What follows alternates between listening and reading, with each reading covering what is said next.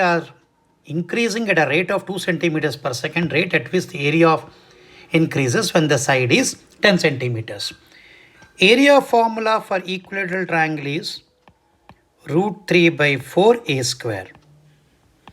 Now, dA by dt, we'll get it as root 3 by 4 into 2a dA by dt. Correct? Now, so what is dA by dt?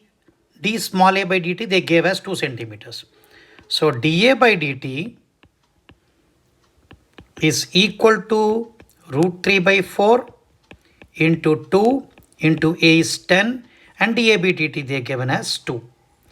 So what we get now?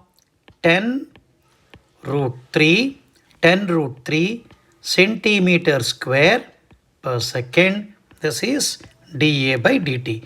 So rate of change of area will be 10 root 3 centimeters per second. So area formula is root 3 by 4 a square, where a is the side of a side of equilateral triangle. Equilateral triangle. What is equilateral triangle? All sides are equal.